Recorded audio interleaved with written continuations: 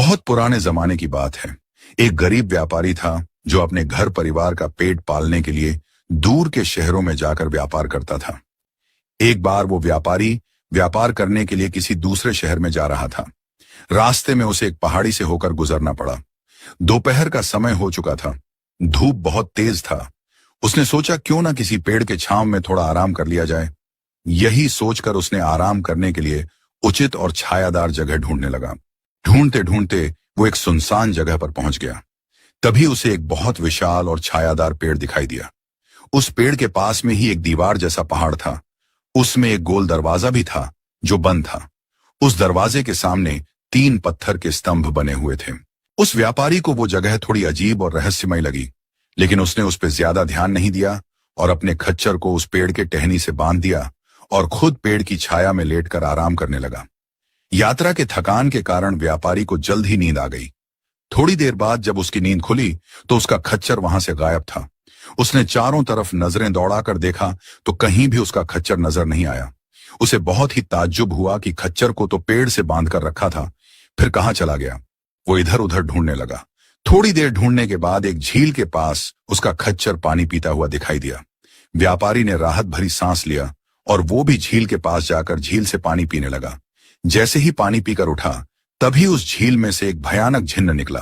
झिन्न ने उस व्यापारी से कहा, ऐ आदमजात, पहले तो तुमने उस दरख्त के नीचे आराम करके मेरे घर को नापाक किया और अब हमारे इस झील का पानी पीकर इसे भी नापाक कर दिया।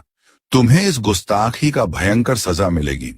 व्यापारी ने जिन्न से पूछा कि उस पेड़ के नीचे मेरे आराम करने से तुम्हारा घर और इस झील का पानी पीने से यह झील नापाक कैसे हो गया।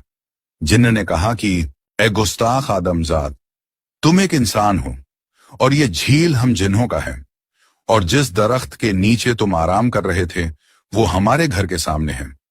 तुमने देखा नहीं वहां 3 पत्थर के स्तंभ और एक बंद दरवाजा था। तुम्हारे नापाक कदम ने हमारे उस घर और इस झील दोनों को नापाक किया है। मेरे घर और इस झील को वापस से पाक करने के लिए तुम्हें अपनी जान देनी पड़ेगी। उस व्यापारी ने कहा कि मैं एक गरीब व्यापारी हूं।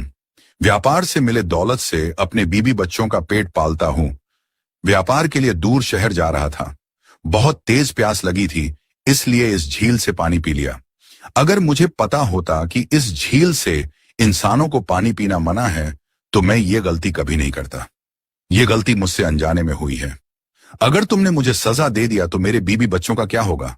कौन करेगा उनकी परवरिश? जिन्न ने कहा कि वो सब मैं नहीं जानता।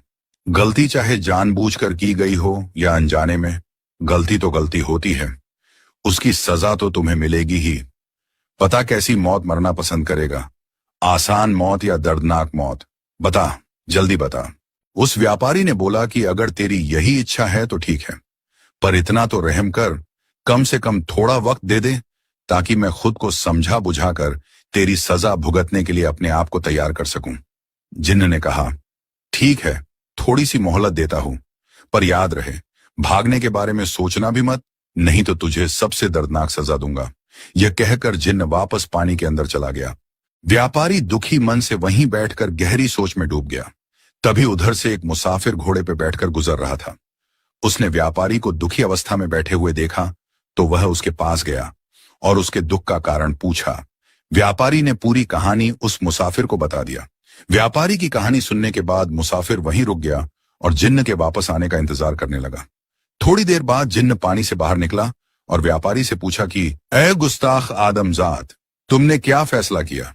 तुम्हें आसान मौत चाहिए या दर्दनाक? बता, जल्दी बता। तभी मुसाफिर बोल पड़ा। उसने कहा कि ए बेरहम जिन्न, पानी तो खुदा की बनाई हुई वस्तु है, इस पर तो हर प्राणी का हक है। फिर इस झील का पानी पीने से तू इस गरीब व्यापारी को सजा क्यों दे रहा है? जिन्न ने कहा कि यह झील हम जिन्हों का है, इसकी देखरेख हम जिन्न करते हैं, इसलिए इस झील के पानी पर केवल हमारा ही हक है। इस झील से कोई भी आदमजात पानी नहीं पी सकता। इस व्यापारी ने इस झील का पानी पीने की गुस्ताखी किया है, इसलिए इसे सजा जरूर मिलेगी। मुसाफिर ने कहा कि क्या तुम्हारे पास मृत्युदंड के अलावा कोई और विकल्प नहीं है? जिन्न ने कहा कि विकल्प है, और वो विकल्प है 2 शर्तें। क्या वो 2 शर्तें मानोगे? मुसाफिर ने उस जिन्न से पूछा कि वो 2 शर्तें क्या हैं? तो उस जिन्न ने कहा कि पहला शर्त यह है कि किसी ऐसे दरिया से पानी लेकर आ जिसमें कभी कोई इंसान हाथ तक न लगाया हो, और वो पानी लाकर जिस जगह इस व्यापारी ने पानी पिया है वहां पे डाल।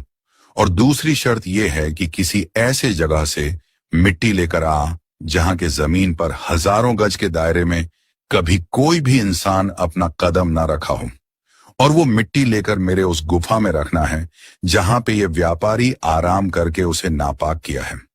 लेकिन ध्यान रहे, मेरे उस गुफा के सामने पत्थर के 3 स्तंभ बने हैं। उन तीनों स्तंभ में से केवल एक स्तंभ ऐसा है जिसको घुमाने से उस गुफा का दरवाजा खुलता और बंद होता है। बाकी के 2 स्तंभ पर बहुत ही खतरनाक जहर के लेप लगी हैं। अगर गलती से भी उन जहरीले स्तंभ को हाथ लगाया तो तुरंत तुम्हारी मृत्यु हो जाएगी। उन तीनों स्तंभ में से कौन सा स्तंभ जहरीला है और कौन बिना जहर वाला, वो तुम्हें पता करना है अपनी बुद्धि का इस्तेमाल करके। अगर ये दोनों शर्तें पूरी कर सको तो फिर मैं इस व्यापारी की सजा माफ कर दूंगा। उस जिन्न की अजीब और गरीब शर्त सुनकर मुसाफिर सोच में पड़ गया। थोड़ी देर सोचने के बाद मुसाफिर बोला कि ठीक है, मैं वो दोनों शर्त पूरी करने के लिए तैयार हूं। अब इस व्यापारी को जाने दो। जिन्न ने कहा कि जब तक वो दोनों शर्त पूरी नहीं कर देते तब तक ये व्यापारी यहीं मेरे कब्जे में रहेगा। अब तुम जाओ और वो दोनों शर्तें पूरी करके आओ, उसके बाद इस व्यापारी को जाने दूंगा। मुसाफिर वो दोनों शर्त पूरी करने के लिए निकल पड़ा। सबसे पहले वो उस दरिया को ढूंढने लगा जिसके पानी को किसी भी इंसान ने कभी हाथ तक न लगाया हो। वो जगह जगह लोगों से उस दरिया के बारे में पूछताछ करने लगा। एक से बढ़कर एक ज्ञानी और नजूमियों से मिला, पर किसी ने भी ऐसी दरिया के बारे में नहीं बता सका। निराश होकर वो मुसाफिर एक दरिया के किनारे बैठ गया। तभी उधर से एक फकीर गुजरा। फकीर ने उसके निराशा का कारण पूछा तो उस मुसाफिर ने पूरी कहानी उस फकीर को सुना दिया। फकीर ने कहा कि इस जमीन पर ऐसी कोई भी जगह नहीं है जहां पे हजारों गज के दायरे में किसी इंसान के कभी कदम ना पड़े हों, और ना ही ऐसी कोई दरिया है जिसका पानी इंसानों से अछूता रहा हो। ये बात उस जालिम जिन्न को अच्छी तरह पता है। उस जिन्न को इंसानों को तकलीफ देने में बहुत सुकून मिलता है।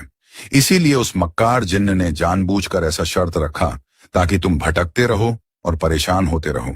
मुसाफिर ने उस फकीर से पूछा कि फिर उस जिन्न की 2 शर्तें कैसे पूरी हो सकेगी। तो उस फकीर ने कहा कि इसी दरिया का पानी ले लो और यही किनारे से थोड़ी सूखी मिट्टी ले लो, और जैसे जैसे बताता हूं वैसा ही जाकर करना, तभी बच पाओगे उस जिन्न से। फकीर ने मुसाफिर को उस जिन्न से बचने का तरीका बताकर अपने रास्ते चला गया। मुसाफिर ने एक लोटे में उस दरिया का पानी भरा और वही किनारे से थोड़ी मिट्टी एक थैले में भरकर सबसे पहले उस गुफा की तरफ निकल पड़ा। गुफा के पास पहुंचकर पत्थर के उन तीनों स्तंभों को गौर से देखने लगा। उन तीनों स्तंभों में से किसी एक ही स्तंभ को घुमाने से उस गुफा का दरवाजा खुलता है और बंद होता है। बाकी के 2 स्तंभ पर जहरीले लेप लगे हैं। अगर गलती से भी गलत स्तंभ को छू लिया तो उसकी मौत तय है। यह सोचकर वह मुसाफिर असमंजस में पड़ गया। उस मुसाफिर को जब कुछ समझ में नहीं आया तो उसने वही बगल में थैले में भरा हुआ मिट्टी गिरा दिया और वापस उस झील की तरफ निकल पड़ा।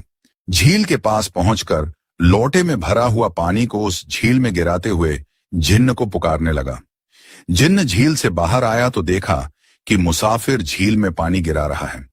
मुसाफिर ने उस जिन्न से कहा कि इंसानों से अछूता जमीन का मिट्टी तुम्हारे उस गुफा में रख दिया है और इस झील में इंसानों से अछूता दरिया का पानी डाल दिया है। मैंने तुम्हारी दोनों शर्त पूरी कर दिया। अब इस व्यापारी को जाने दो। जिन्न ने कहा कि तुमने इतना जल्दी इंसानों से अछूता जमीन से मिट्टी और इंसानों से अछूता दरिया का पानी कैसे लेकर आ गए? ये नामुमकिन है। और तुमने उस गुफा के अंदर मिट्टी कैसे रखा? उसका दरवाजा खोलना तो इंसानों के लिए नामुमकिन है। जिस इंसान ने भी उस गुफा को खोलने की कोशिश किया तो वो स्तंभ के जड़ से जिंदा नहीं बच पाया। तू कैसे जिंदा बच गया? मुसाफिर ने कहा कि ए बदगुमान जिन्न, अगर तुझे यकीन नहीं तो चलकर उस गुफा में खुद ही अपनी आंखों से देख ले, तुझे उसमें मिट्टी रखा हुआ मिलेगा। जिन्न ने कहा कि ठीक है, चलो चलकर देखते हैं। यह कहकर जिन्न उस मुसाफिर और व्यापारी को लेकर उस गुफा के पास पहुंच गया। जिन्न ने कहा कि मैं गुफा में जा रहा हूं, अगर वहां वो मिट्टी नहीं मिला तो तुम दोनों को मौत से भी भयंकर सजा दूंगा। यह कहकर जिन्न ने उन तीनों स्तंभों में से एक स्तंभ को घुमाने लगा। गुफा का दरवाजा धीरे धीरे खुलने लगा। जिस स्तंभ को घुमाने से गुफा का दरवाजा खुला था, उस स्तंभ को मुसाफिर ने अच्छे से पहचान लिया, और जैसे ही वो जिन्न उस गुफा के अंदर गया तो झट से मुसाफिर ने उसी स्तंभ को उल्टे दिशा में घुमाने लगा। गुफा का दरवाजा बंद हो गया। जिन्न गुफा के अंदर से ही आवाज देने लगा कि ऐ धोखेबाज आदमजात, ये तुमने क्या किया? मुसाफिर ने हंसते हुए कहा कि ऐ नामुराद जिन्न, मैंने वही किया जो तुम जैसे मक्कार के साथ करना चाहिए। तुम मासूम इंसानों को बेवजह परेशान किया करते हो। अब तुम इसी गुफा में कयामत आने तक आराम करते रहो, यही तुम्हारी सजा है। जिन्न ने कहा कि ऐसा ना करो दोस्त, गुफा का दरवाजा खोल दो, अब मैं किसी भी इंसान को परेशान नहीं करूंगा।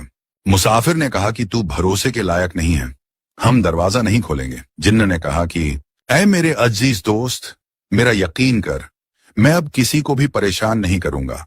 अगर तुमने दरवाजा खोल दिया तो मैं तुम्हें इतना अशर्फियां और जवाहरात दूंगा कि तुम्हारी कई पीढ़ियां आराम की जिंदगी जी सकेगी। मुसाफिर ने कहा कि खुदा की कसम खाकर वादा करो कि तुम ना तो उस झील से किसी को पानी पीने से रोकोगे और ना ही किसी को बेवजह परेशान करोगे। जिन्न ने कहा कि खुदा कसम, मैं तुमसे वादा करता हूं कि आज के बाद मैं किसी भी आदमजात को परेशान नहीं करूंगा और ना ही किसी को उस झील से पानी पीने से रोकूंगा। मुसाफिर ने उस स्तंभ को घुमाकर गुफा का दरवाजा खोल दिया।